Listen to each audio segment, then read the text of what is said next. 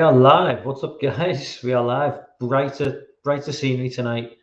I've decided to do away with like the dark room with like sort of like it's. If I can understand how to work cameras and microphones sometime down the line, which is going to be pretty soon, I think give it 6 months to a year. Might be in a different room with decent lighting and a better camera, a better microphone. I'm not even using a microphone at the minute. But give it time. But I just thought, using a dark room all the time with the little crappy camera I've got, it seems to be better to just like have the light on. It seems to make it a little bit brighter. You can see more of my face, which is not necessarily a good thing. Seriously, maybe maybe like the less detail you can see on my face is good, but I think it looks a little bit better. I think it. Yeah, aesthetically, I think things work a little bit better with the light on. So yeah, that's enough of that. Let's just go into the chat. Lorne's in the chat. What's up, man? Griffin's here. Griffin's here to add some cringe. Thank you, man. Lorne is getting better, hopefully. Andy's in the chat. Hey, all, mate, got a framed Halloween Kills posted behind you. Lol. Might get a thing. Oh, okay. Yeah, okay. I mean, yeah, I don't think my wife would appreciate that. Like I say, as I've said many times, I'm jealous of like the setups that like the guys in the community have got. It's gonna come. It's gonna happen eventually. As soon as my son moves out, which will probably be in the next year or two. Then his room is my room, and then it will be like a man cave, and it's just going to be 4Ks, Blu-rays, posters around all that shit. Until that happens, it's just me in the living room with a really bad setup and a really sparse background, and basically this channel relying on my just complete and utter charm. And does it need any more than that, really? Yeah, probably does, but it's all good. So yeah, DJ's in the chat as well. What's up, DJ? Obviously, I think I've mentioned Lorne. Chris, obviously, Chris is in the chat. I'll come back to you, Chris. I'll give it 10 minutes, and I'll mention our live stream on Friday. If a few more people in the chat. Yeah. So yeah. Let's just see. Big Bunny Army as well. Bunny Army, what's up, man? Always on board. Nice to see you on board, Bunny. Big T says, having to see Halloween Kills. Having to see Halloween Kills. Well, we all had to see Halloween Kills. And you know what? The hate for that film is just. I've seen the film like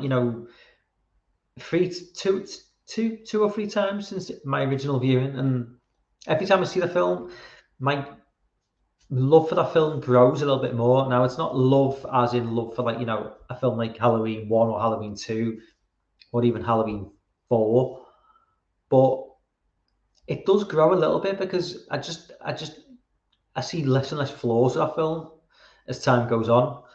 I still see massive flaws with like obviously the Evil Dies Tonight. That was just unforgivable, and nothing can erase that from my mind. But yeah, I mean, yeah, that if only we could take that from that film and just that entire his character. We all know who I'm talking about.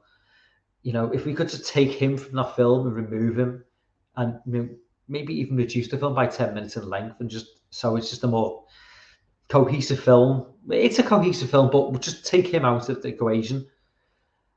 I would be all down for that, but unfortunately, it is what it is. Lorne's being the heel character tonight and saying that Halloween Kills is trash, but has plenty of company in that franchise. Lorne's playing the bad guy tonight. Oh, he's gonna be getting some heel heat, or babyface heat, I should say, from that comment. Lorne's probably just wondering what the hell does heel heat mean and babyface heat mean. Not being the biggest wrestling fan. Big T says it's an okay watch. It's not the best and certainly not the worst, but it's a watch. Chris says it'll get recognised in a few years when news stigma wears off. I agree, big time. I think it will. I think Halloween Kills is. I personally think Halloween Kills is going to be remembered as the best of the franchise of this new trilogy. I don't mean obviously the franchise as a whole, but I think this new trilogy. I think it will be remembered by a lot of people as their favorite film. I think give it 10. You've got to give any film, like especially in a well-renowned franchise, you've got to give it seriously like 10 years to let like marinate. Is that the right word? Marinate. Just to go over it and just get used to like what it was and what it represented. And I actually think, I mean, seriously, I prefer Kills to 2018, and I've got no hope for Halloween Ends at all. I just think I think Halloween Ends is going to be a really, really, really clusterfuck movie. I really do. I hope I'm wrong, but I've just got really, really bad feelings for this. Yeah. DJ says, Halloween Kills are Friday 5. That's a difficult one for Lorne, I'm sure. They're both awful. Yeah, he's not playing into that one, DJ. He's not playing into that one. Okay, so let's move on. You know, we'll wait for the chat briefly. Let's just go into the first topic tonight. It is Stranger Things, and I feel like I'm talking about Stranger Things endlessly the last few weeks, but it is the show that everybody's talking about. It is the most popular show on the planet at the minute. You know, everybody. It's had a rebirth with season 4. I think we can all agree. You know, with season 1 was just the show. It's a show we didn't know we deserved. If that makes sense, we didn't know it was coming, and to a most part, we all loved it. I adored Stranger Things season 1. I thought it was just such a fucking good show. Season 2, I'll enjoy season 2 to a point, but it wasn't on the level of season 1. And as way things tend to go, season 3, sorry, just didn't hit the high marks. And I think with season 3, I think a lot of people had checked out on Stranger Things. I think a lot of people were like ready to just move on. And I think that Netflix really sort of were in a bit of a quandary with season 4. Like, they knew they had to make season 4 work. They knew they had to hit a home run with this, because this is one of their big cash cows. Stranger Things 4 is like the franchise in general it means so much to them, and they are losing subscribers hand over fist at the minute. So they really need to hit a home run with what they've got in terms of exclusive IPs. And Stranger Things 4, I would say, is hit a home run, all to a point. I mean, I have discussed Stranger Things 4. I think a lot of people have discussed Stranger Things 4. Up to episode 7, I thought it was just like A minus A level season. I thought it was just absolutely fantastic. I thought it was pretty much flawless. So many iconic scenes. I mean, the Max Vecna scene is just like, everybody knows that scene now. Probably, arguably, the greatest scene in the entire history of Stranger Things. If there's been a better scene in the whole of Stranger Things, I've not seen it. Not to say that it's a better season than season 1, but I don't think a scene in season 1 matches up to that scene. But going into episode 8 and episode 9, there were a few issues which I think became prevalent as the season. I think it really hit home towards the end of season 4. You know, with the last 2 episodes. I think with the first 7 episodes, I wasn't paying too much attention, but it was still nagging at the back of my head about a few issues with this season, because I was just like so engrossed in the storyline, so engrossed with Vecna. I just thought this is what we needed. It needed a more human villain rather than just some faceless zombie type character like the Mind Flayer or just Demogorgon, which is just, who cares about these characters if they can't speak, if they can't physically interact, you know, to the human characters like Vecna can, like speak in English to them. it loses something. But I mean, I just thought like the first 7 episodes were just so on point. But there are a few issues I think that come to mind to me with seasons with the final 2 episodes, and I think it only becomes becomes a bit obvious like as you come towards the end of the season, and you think, well, um, but the main point for me for season 4 was we don't get any sort of closure on this season. It's all setting up season 5. We don't get any closure whatsoever. You know, this season has been absolutely fantastic up until this point, but it's been fantastic for the subplots and the little, things like Will clearly is in love with Mike. That's obvious. Plus, you've got like obviously, the whole situation, side plot with like Jonathan and Steve, and Nancy and the whole love triangle there. That was clearly, if that had been a previous season, they would have played that out in this season. It would have all been played out and it would have got closure. But because of the whole Vecna thing going into season 5, it's like we can't finish anything now. Everything's going into season 5. So that's all well and good, but we don't get. There's nothing.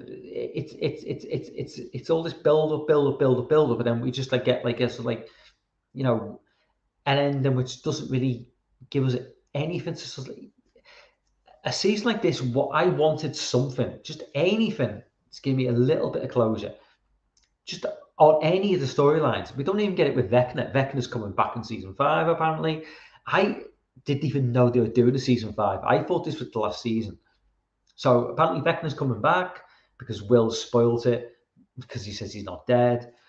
And the Upside Down is going to take over Hawkins, as emphasised towards the end of at the end of the last episode, even though there's a time jump for season 5. So how is there going to be a time jump if the Upside Down has already taken over Hawkins? Because I can't believe season 5 is going to start off with Hawkins being completely taken over by the Down Under, because that wouldn't work. Because if season 5, if Hawkins was taken over by the Down Under, then the entire world's press would be on Hawkins, descending on it, asking what's going on, and it would start to take over the whole world. So I don't entirely know how they're going to work this one. I understand, I think due to COVID and them just like becoming like adults and like growing, like obviously a lot, maybe that's why they've gone with this time jump, but I don't understand how it's going to play out. That's one problem with the last couple of episodes. I did make notes as I tried to do. Too many characters. There's just way too many characters in Stranger Things now.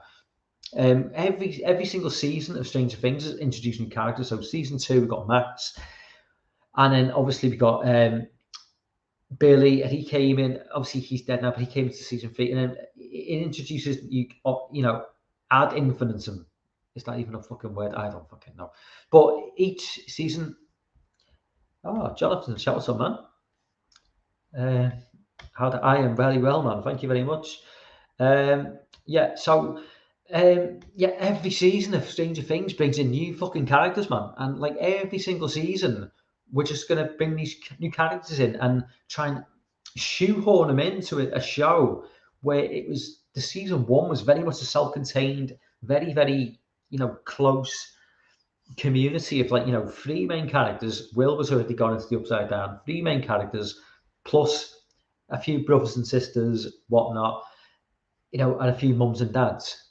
It's gone so much beyond that now with Stranger Things that now we're in season 4, you've got all these hangers on, and I don't mean that in a derogatory term to the characters, but we got to a point now where season 1, Mike was like the main fucking character in the show with Eleven. It was Eleven and Mike were the main characters. Season 4, Mike is a side part. He barely does anything. Will has not done anything in 4 seasons.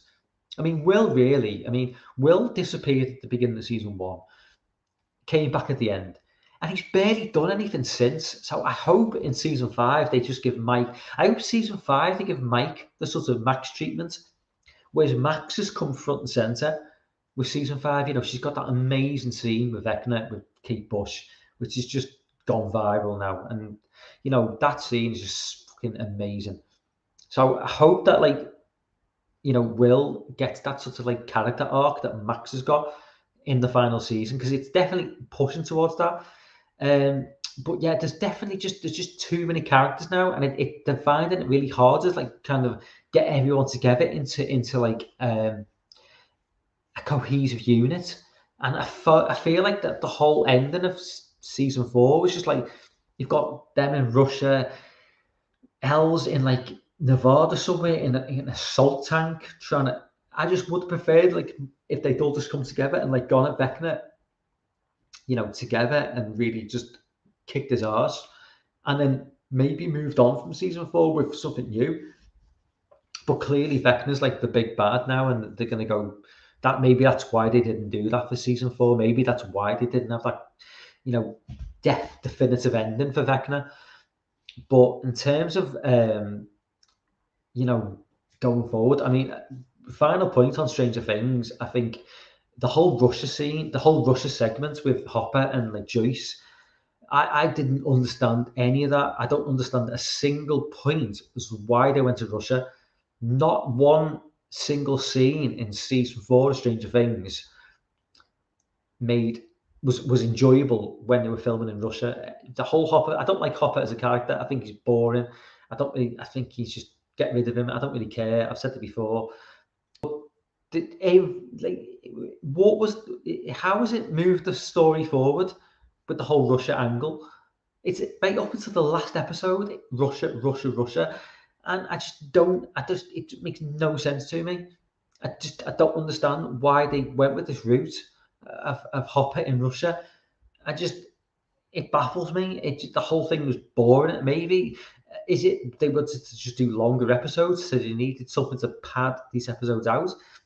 You didn't need to do that. You had a fantastic format there with a great show, and season 4 has been fantastic. You could have shrunk the episodes and cut stuff out, and it would have been amazing. So to me, it just, yeah. So that's my thoughts on Stranger Things. So I'm just going to dive back into the chat now, because I have just ranted there for like what feels like an eternity. Can I just go back to where I think I was? Hopefully.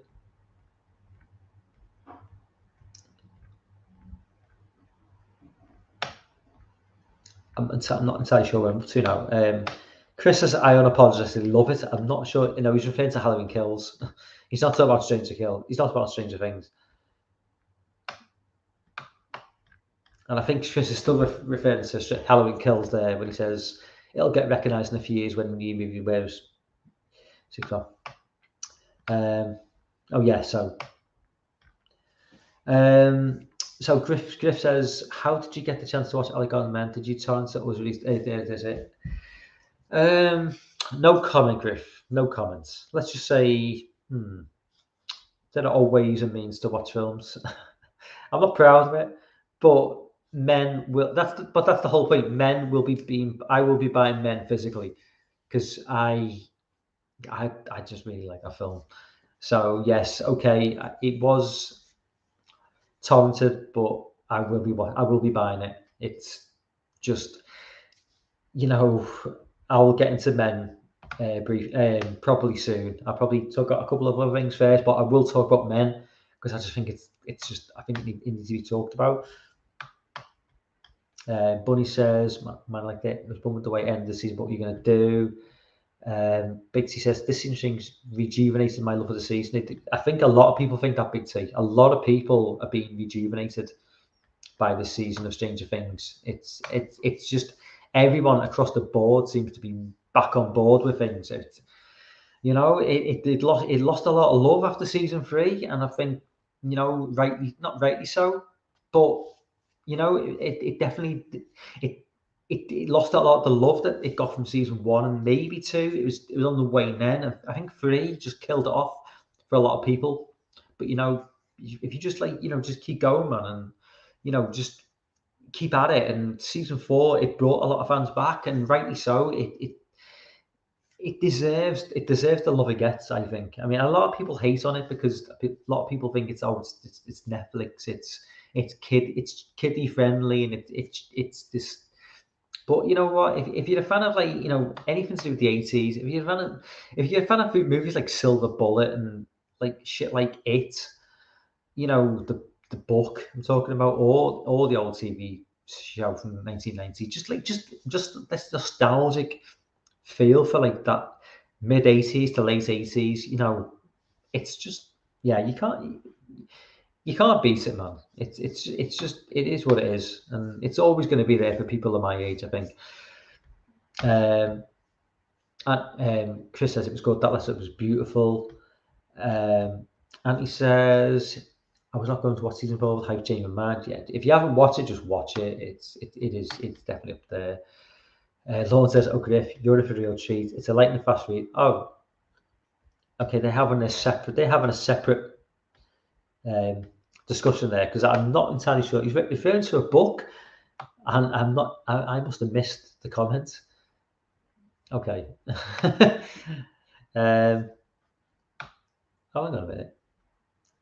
Okay. So Griffin found a copy of Simon Clarke's Blood Crazy, which I am not aware of, but Lord clearly is. Griff says, "I'm looking forward to reading it. Just curious, have you ever read Chet Day's The Hack or Halo?"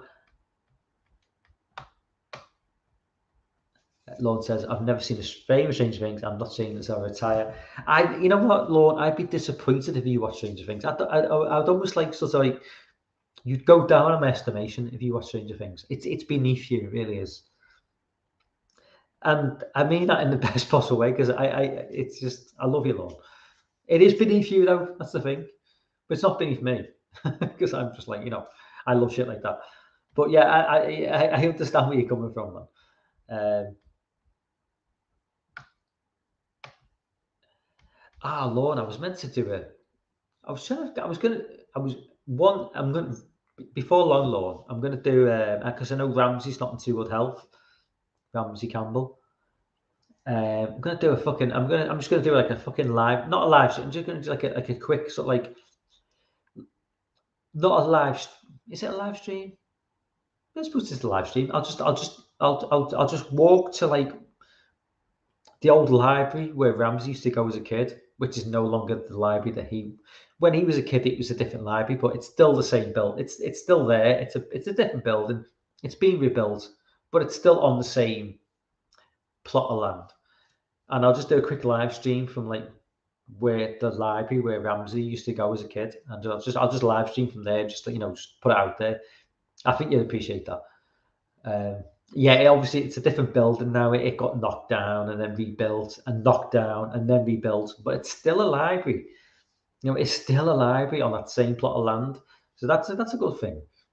So I'll do that in the not too distant future, because obviously Ramsey, like, I don't know if he still lives like a couple of miles from me. He's probably moved to like London or like some poncy, posh part of the UK. I don't know, but if he still does live near me, that'd be fucking safe. But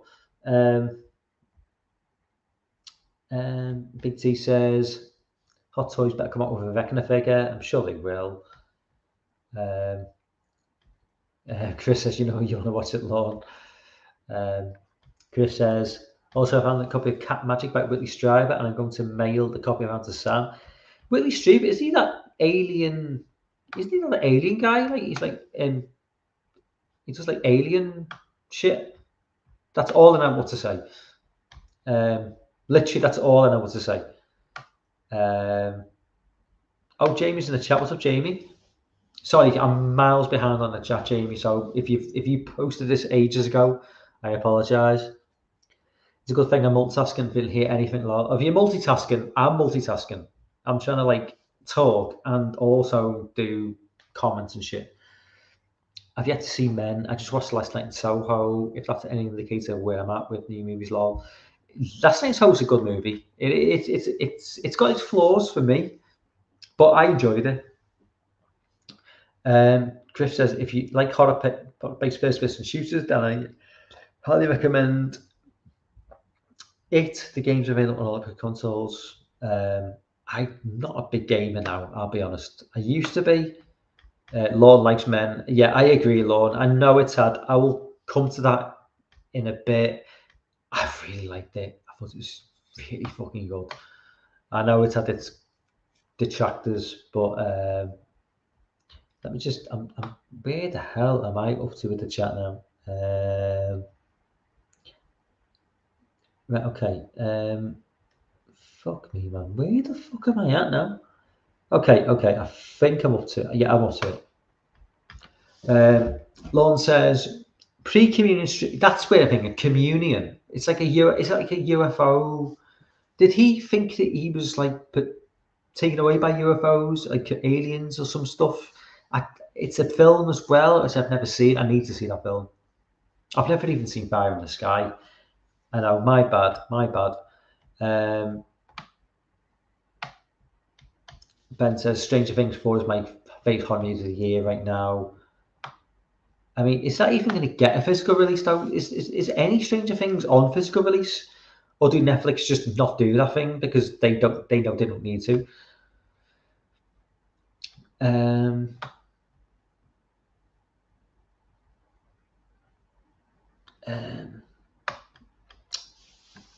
Chris says, I think Will, it's important to see his bags, the whole connection thing. Yeah, it definitely seems to be gearing up for that, hopefully, anyway. Because it's going to come full circle. Like season 1, he was the focus, even though he was barely in it. So come to season 5, he's clearly still connected to the Upside Down. So hopefully, they do give him some sort of like plot point. But how they're going to fit all these characters in, I've no idea.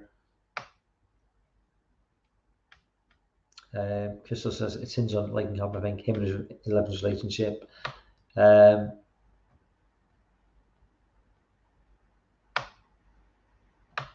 I've gone back and I've gone forward and I'm going back again. Okay, so I'm thinking I'm up with the chat now. Oh, Dan's on board as well. Dan, thank you. Yeah, Dan's on board. What's up, man? So moving on to moving away from horror briefly. I'm just going to acknowledge Top Gun. Top Gun has just broke $1 billion. I think worldwide cinemas. Lightyear's failed basically. Top Gun has just crushed it.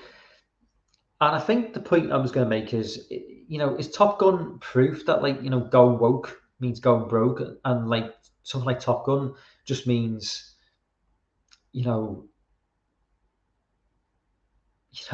money talks. I mean, because Top Gun is, I've not seen Top Gun, but by all accounts, it is like, it's like a feel good movie going back to the 80s where there's no agenda. It's all, it's all good. It's, America's not portrayed in a bad light. Tom Cruise isn't this like washed up, decrepit, like 60-year-old, who needs to be, taught how to be a better human being.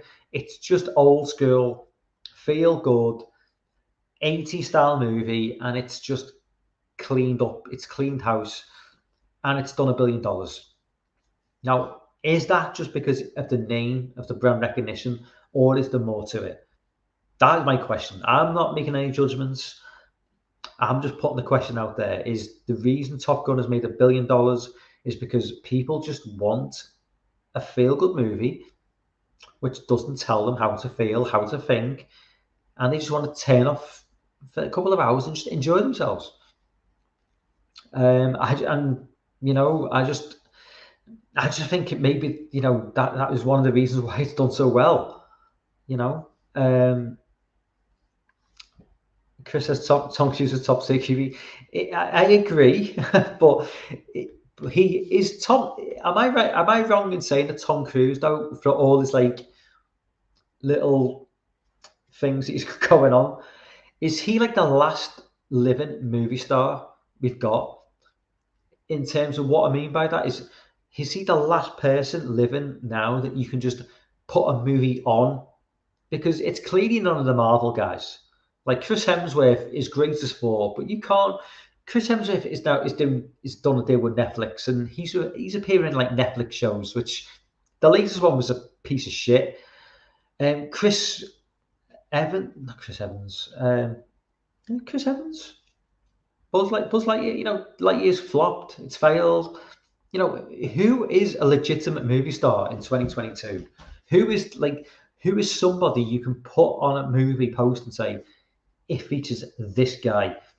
I would say Tom Cruise is one of the last people standing. I think we're moving to an age where movie stars are no longer a thing, and it's more about franchises. And I think, the whole Top Gun thing may be evidence of that, because I honestly can't think of a single actor who could pull off $1 billion movie based on him and just the name of a 30-year-old movie. Because let's face it, if you to bring out an MCU film now with just one of those characters, with no other attachment to it, I don't know. Johnny Depp may be coming back. I don't know. I mean, that's a big question, Bunny. I think a lot depends on how the public take to him on his return, to the mainstream. I mean, that's a good question. Lorne says, I wouldn't say Top Gun Maverick is an 80s movie. It kind of relies on taking place decades later. What it is a film uses structure film from 80s. Exactly. So it does use a lot of the old, a lot of the anything from the 60s to 90s that is like popular back in the day. If you're going to interpret that into a new movie, I think a lot of the new movie audience are just going to like, even certainly older members of the population like myself would go to see that, and we would take our kids to see that, and I think they would resonate to that as well. I just think it's something that makes sense. It's just like, don't alienate your audience. Jesus Christ, it just doesn't make any sense. When did companies decide we don't want to make money anymore? We want to preach to people. It's like it happened in the UK. I'm going off topic now, but like a bank in the UK called the Halifax Bank, or the Halifax Building Society, they decided they were going to start virtue signaling on Twitter about how their staff are going to all start wearing pronouns on their name badges, which is fine. I don't care. The company I work for has pronouns on the name badges. It's okay. That's if they want to do that, that's okay with me. I've got a problem with that.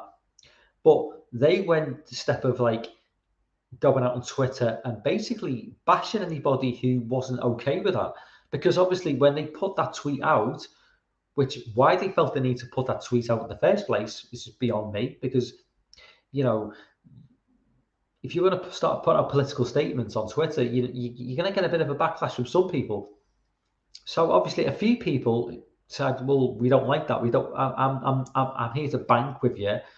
I don't really want you virtue signaling to me. So the Twitter account to this bank said, well, if you don't like it, you can leave. So thousands of people just decided to up sticks and go, well, okay, then, well, we're not going to bank with you anymore. Like, what was the thinking behind that? It's like, and this is the thinking of like a lot of like Hollywood and like, modern companies. It's like, they don't seem to be aware of like how business works. They seem to be more concerned with like virtue signaling on social media than actually making money. So this company lost thousands of dollars, pounds, millions possibly, because someone on Twitter, one of the representatives said, oh, well, we don't like you, fuck off. So what? I mean, it's just insane to me. Companies no longer want to make money. They're more concerned about looking good on social media. It's just insane. And I told, yeah, I was talking about Top Gun, wasn't I? Okay, I was talking about Top Gun. Yeah, it was a very quick thing about Top Gun.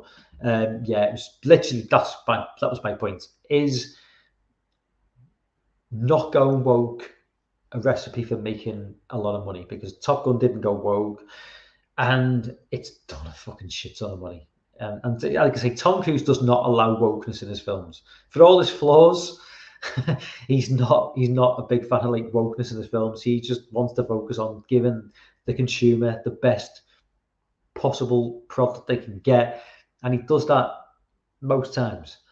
So that's basically that about Top Gun. Moving on to Men, because I wasn't even going to talk about this tonight really. I watched it last night and I was blown away by the film.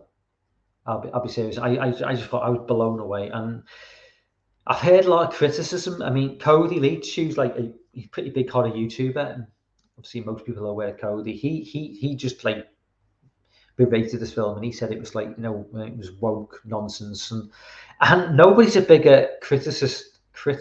And nobody criticizes woke agendas and woke media more than me. It pisses me off, but I didn't see it with this film. I just didn't see it.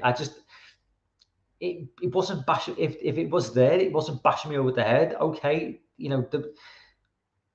maybe you could make an argument for it, but for me, it was just a damn fine, entertaining, atmospheric movie with a creepy fucking setup. Great actress, and that's the great thing about this movie. Is like if it is woke, well, Harper, who our main character, she certainly isn't one of these ultra feminists who's like slamming things down your throat like Black Christmas 2019. If it's woke, it's done subtly because I didn't see it. Maybe I'm just stupid, but I mean, from the get go, I mean, being British as well, just being and I can resonate. This film resonates with me. It's the whole idea. She's obviously okay. She's Irish and she sounds like Becky Lynch. If anybody who's a fan of WWE, listening to Harper, the main character, when she speaks, if you just close your eyes, she just sounds like Becky Lynch. It's like I am the man. That's a terrible Irish accent, but she's got a very strong Irish accent. She just sounds like Becky Lynch to me, but she's living in London. And it's a bit of a. My only concern. Such a cliched setup for like these movies in Britain, especially where it's aimed at an American audience. It's like they always start off in London, and it's always seems like London, and then it's the countryside. It's like it's almost as if like they in Britain there is just London and countryside, and that's it. You've got London, which is basically a substitute for New York or LA, and you've just got like countryside, which is basically a substitute for hillbillies and rednecks. That's kind of how they interpret. If watch Hot Fuzz just reinforces that point. It's kind of like he's gone from London and he goes to just the most redneck hillbilly country bumpkin, as maybe we would say, village in the UK. And the one thing about this film is, as much as I love this film, they do wherever they've set the film, it's definitely like West Country, I think we'd call it. It may not even be West Country. It could be like East Anglia, which is another place where they kind of talk like that. Anyone who's seen Hot Fuzz, all right, lover. It's that's probably anyone from none of my subscribers are from that part of the country, so it doesn't matter. But if you watched Hot Fuzz and you watch this, it does kind of feel like that they do sound very similar, and so even though it's a serious movie with serious themes, when she does like interact with the locals, apart from like Jeffrey, who's obviously very very upper class, well spoken, they do have that kind of like that Hot Fuzz accent, so it kind of takes me off the film a little bit.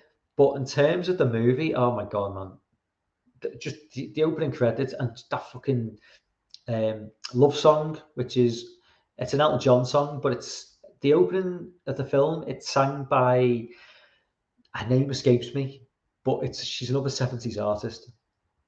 But it's an Elton John song, and he sings it at the end, and it's an amazing song. It's so good. It's Love Song by Elton John. Just Google it.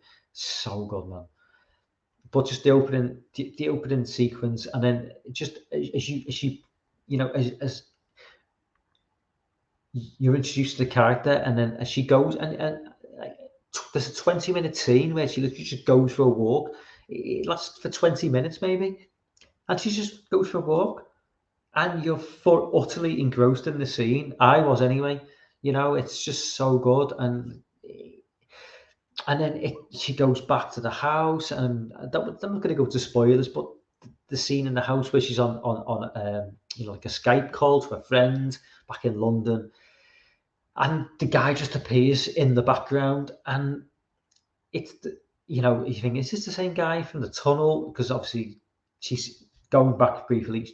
She's standing in a long tunnel, and and she's like trying out a voice because her voice, there's an echo, so she's just like trying out echoing a voice, and in the distance you see this figure appear and start moving towards it, and she just runs off in in just terror. But then it cuts back to, she goes back to her house, that she's renting out, and she's on the Skype call to a friend, and then this figure just appears in the background, and you're like, holy shit.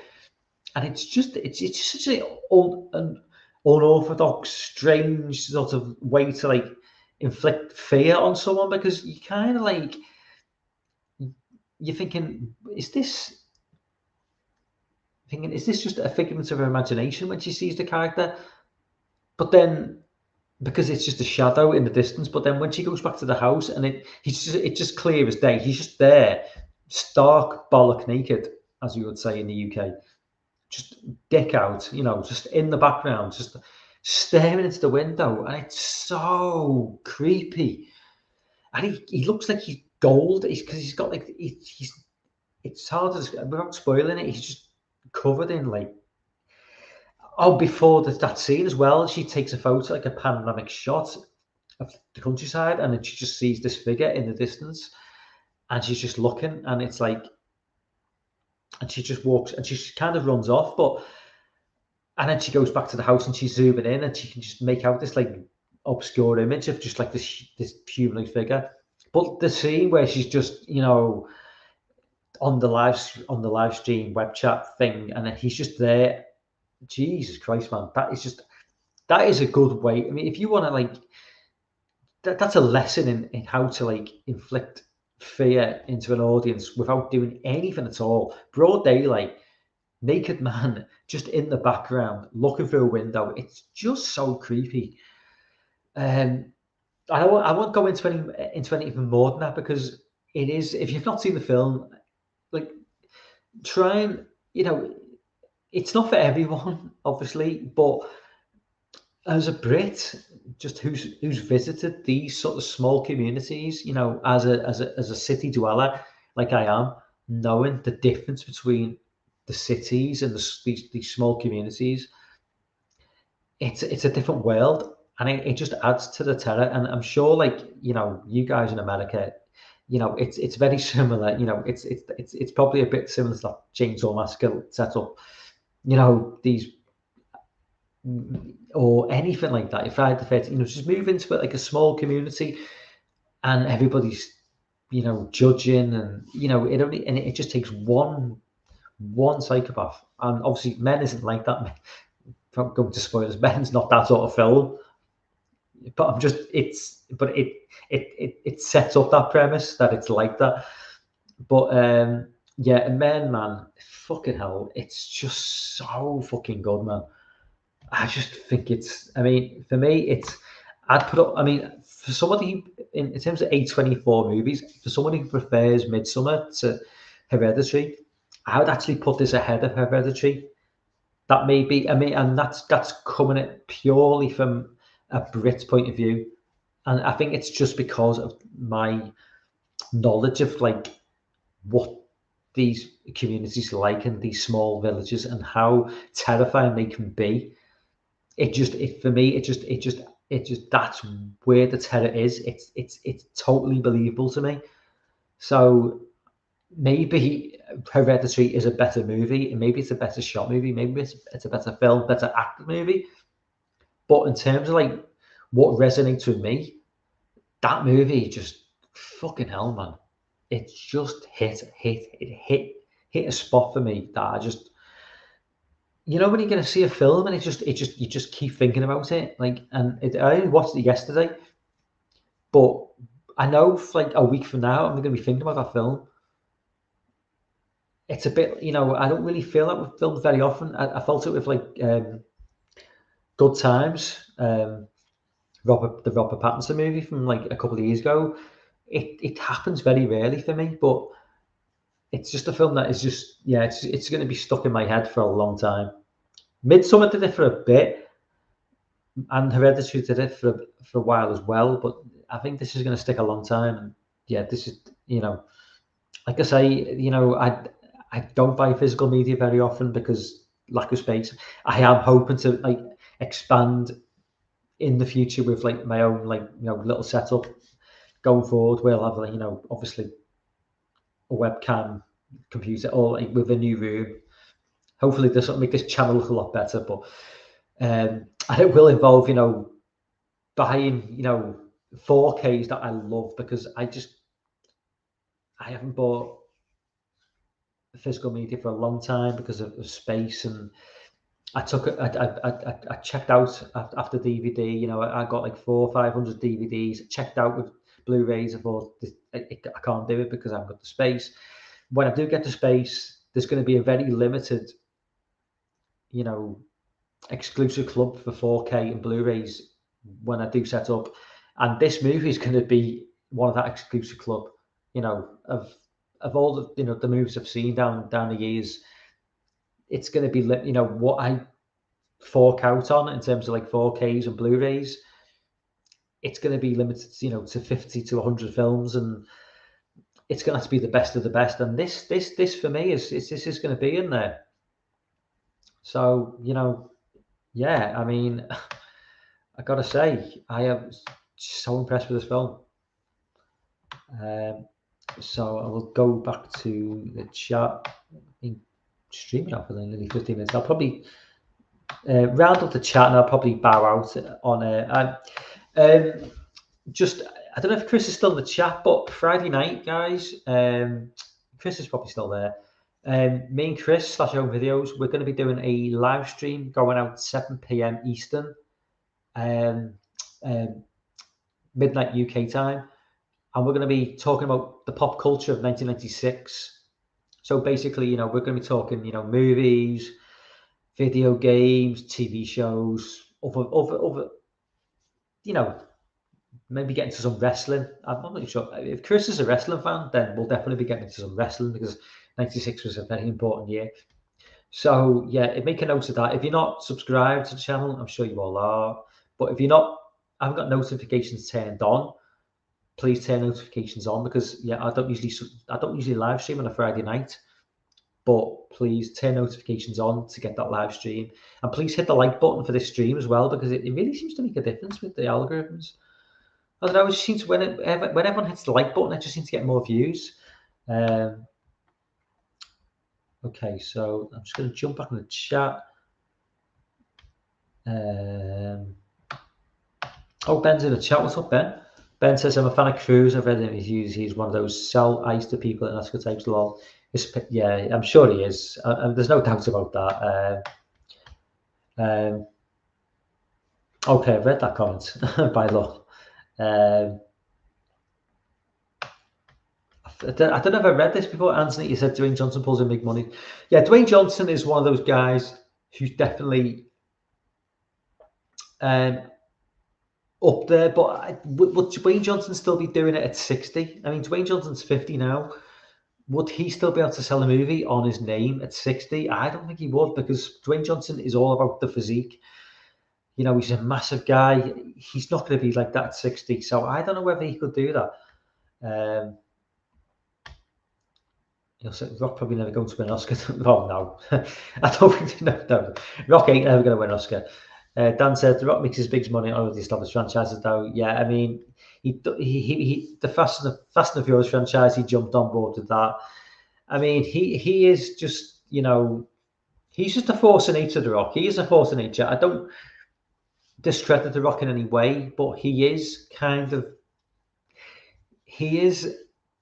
what he is. He's basically living his career on his physique.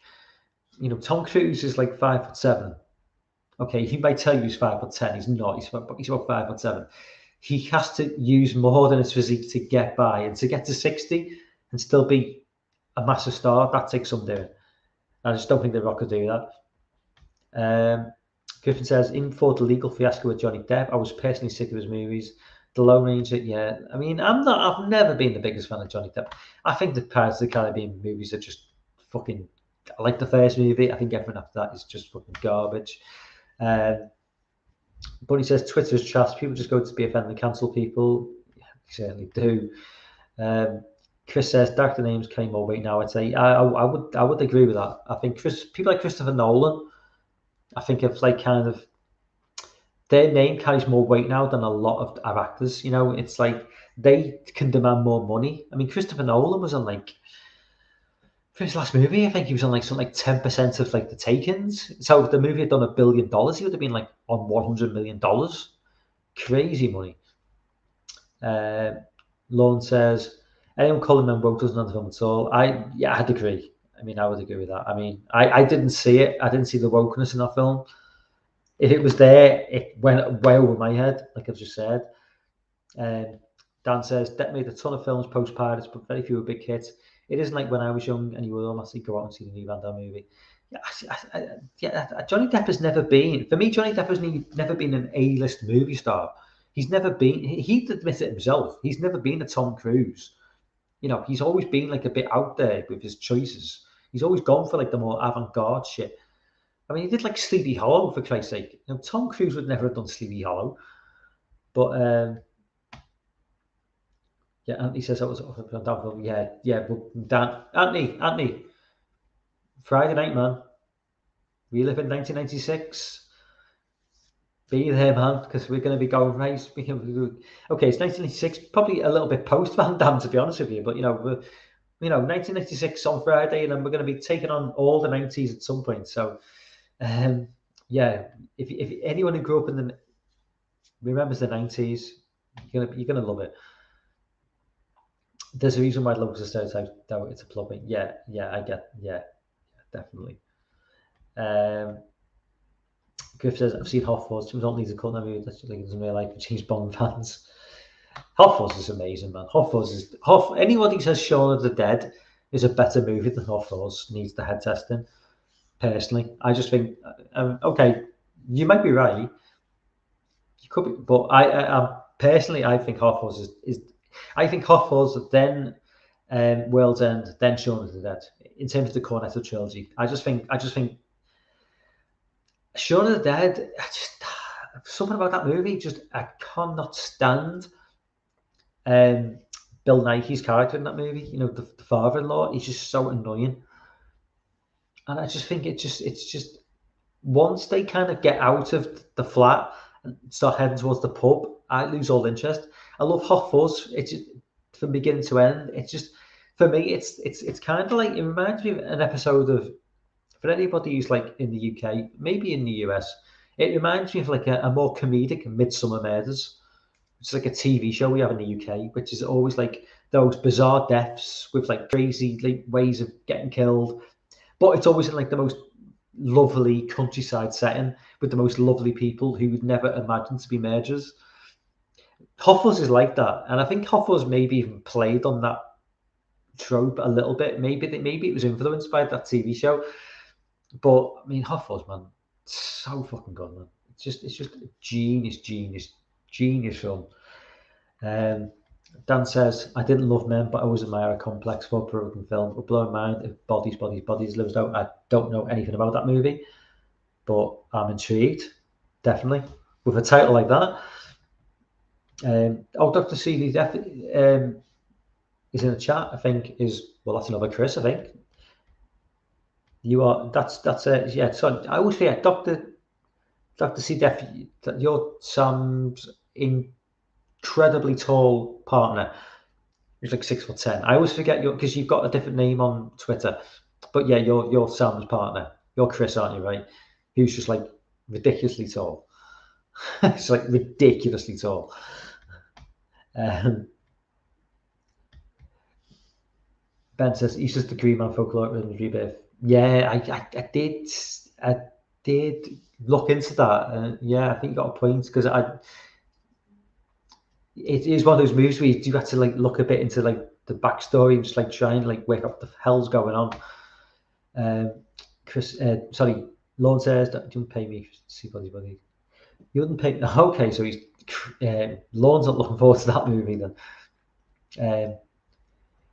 Ben says Green Man scratches often show up in churches all the time. You know, it's pagan. I'm showing the church the movie. Oh shit! Where the fucking hell's the chat gone? It's suddenly jumped down. Blimey, God. There's a lot of chat that I've totally missed. Did anybody, like, am I being, like, completely stupid, like, Lorne or Dan, you know, anyone else who's seen the film? It took me a while to notice, it wasn't until the kid with the mask, and he takes it off, that I realised it was the same person. Because I didn't look at the priest and think, that's Jeffrey. I didn't see it. It just looks totally different. And when he took the mask off, I was like, this is a little bit freaky. He's like a school kid. That's an adult's face. And it was only when then I was like, I started to put the pieces together. But looking at the priest with Jeffrey, I was like, I never occurred to me that. I mean, they've done a good. I mean, I personally think that they've done a good job with the artistry there. You know, like with. I mean, I just never occurred to me. I say it was only when the kids, you know, with the mask, that's when it was like thinking this is off, because that's an adult's face, and I started to look closer. But Jesus Christ, man, I never even knew.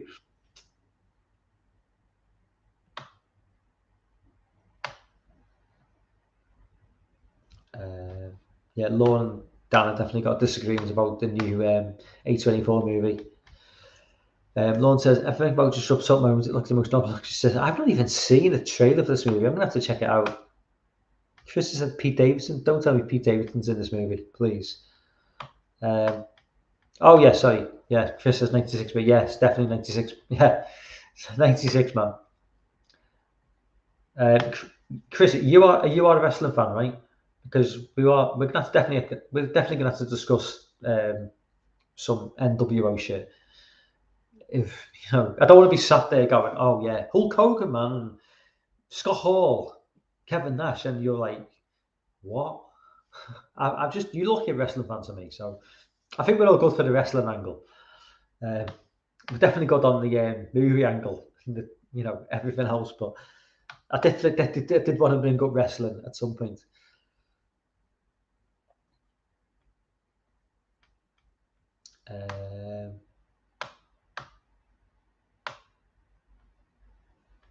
The chat has gone off about Amber Heard and Johnny Depp, I think.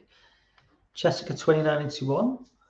Are you new? Are you a new subscriber? I don't believe I've seen you in the chat before. If you are a new subscriber, welcome on board. Nice to see you on board.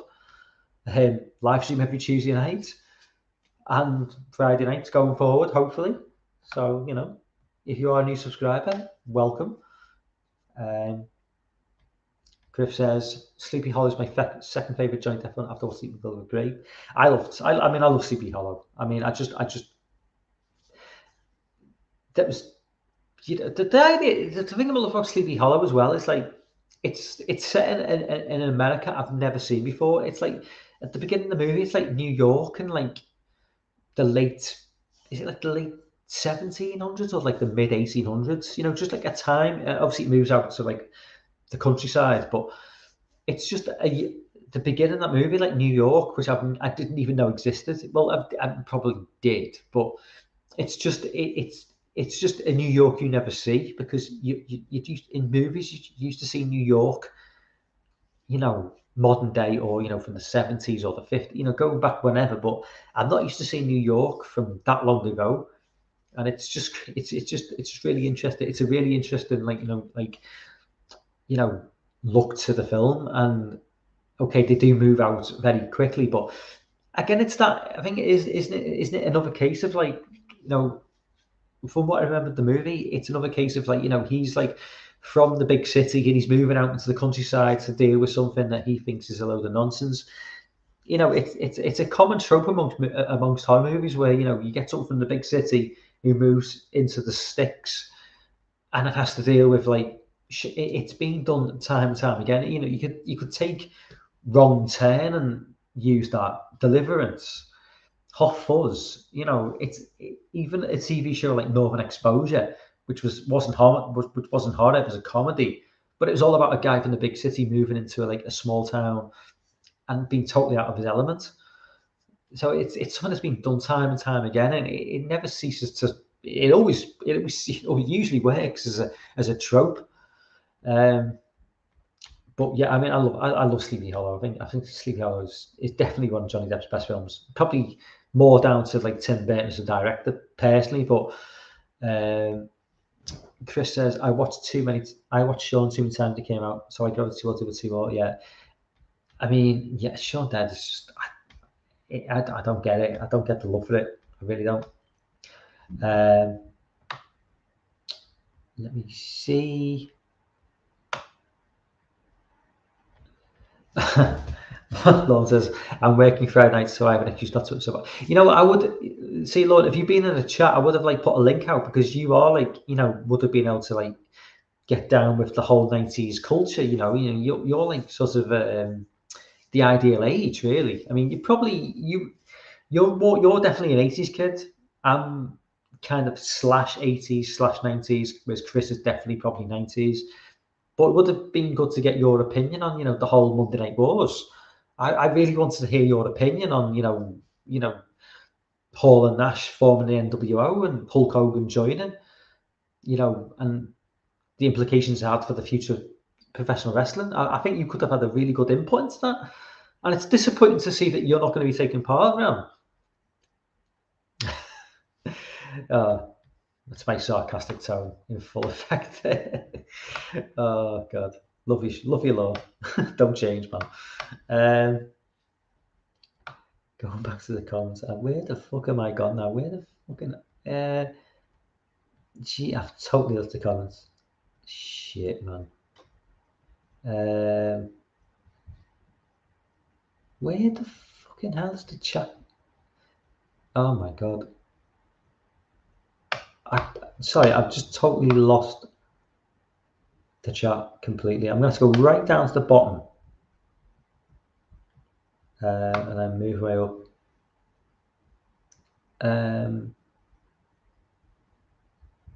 Okay, I think I'm up to it.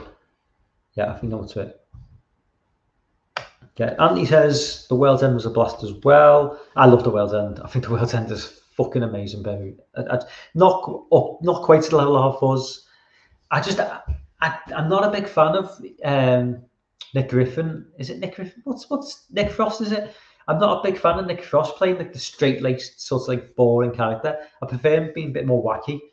But I just love that film. I do love that film.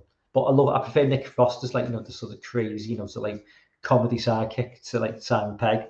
But I do like Simon Pegg though, as that sort of it's roles reversed, isn't it? So Simon Pegg in this movie is the crazy comedy guy. In Hot Fuzz, in World's End he is, and it's roles reversed in Hot Fuzz. So Nick Griffin's some sort of fucking racist MP or Nazi MP. Nick Frost, is in Hot Fuzz is totally roles reversed. But yeah, I mean, I love World's End. I just think that trilogy, oh God. Chris says, I'm 6'11", not 6'7". Okay. 6'7's tall enough, but when 6'7's not enough, well, just go for 6'11". I mean, you know what? Fair play though. fair play, Chris, because most people who are 6'11", not that there are many people on the planet who are 6'11", most people will just say they're 7 foot. So I admire you for saying you're 6'11", because it's like, you could so easily, who the fuck's measuring you? You know, it's like, if you're just walking down the street, people must say to you, how tall are you, all the time. They must just say, how tall are you, man? I've seen documentaries about really tall people, and that's all they get. And it must be so easy to just go 7 foot, 7 foot, 7 foot. To say 6'11", it's like, I would just say 7 foot. It requires more effort to say 6'11". Just 7. I just say 7. 7, 7, 7, 7, 7. 6'11". Although in a way, 6'11" almost sounds taller, because if that makes sense, 6'11" almost sounds taller than 7 foot, because it just sounds more insane in a way. I don't know.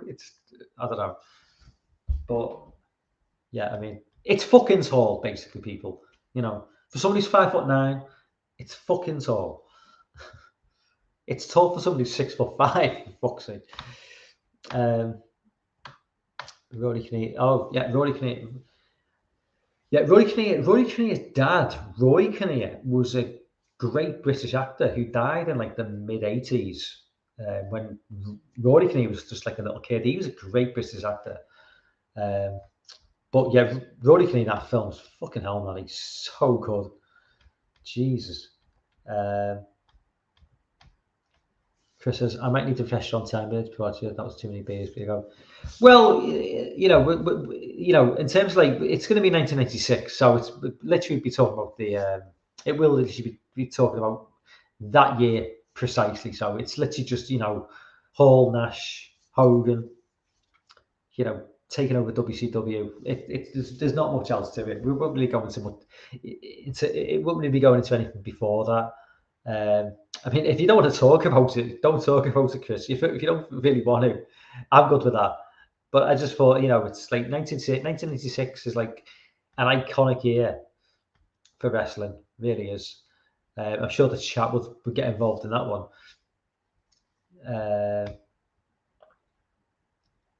Chris says, was about 7 Heaven. I went to jump since he said Slasher. Yeah, Lord definitely doesn't want to get involved in anything to do with like wrestling talk. I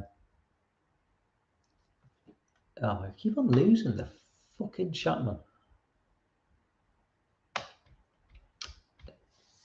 man. Jessica says, I watched that episode when I was a kid. I was sheltered.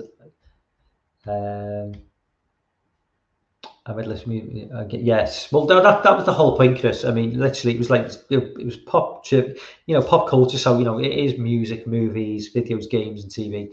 That's where we're looking to go with that. So definitely. What you want to talk about? My recollections of 1996 coming from across the pond. It's going to be a good sort of like. It's going to. It's going to contrast well with yours, because obviously you have different recollections, and we've got like a bit of like a intercontinental audience, with people from the UK and people from the US jumping on board. So it's going to be it's going to be good, man. So yeah, so anybody who hasn't put the notifications to Friday night, please do, and please leave a like on if you haven't already done it. I've already said leave a like on this stream. So I have been streaming for 1 hour 10 minutes now, so I am going to wrap things up, guys. Amazing chat again. Just 14, 15 people in the chat, concurrent all night long. Just amazing community. Pleasure to be part of it, guys. So yeah, I'm going to wrap things up now. But yeah, Friday night, 7 p.m. Eastern, 12 a.m. midnight UK time. Me, Chris, /Home Videos. If you're not subscribed to Chris, go to /Home Video, give him a subscribe. We're going to be talking 1996 pop culture, movies, TV, video games, the lot. So if that sounds like your thing, come along, and I will see you guys later. Bye.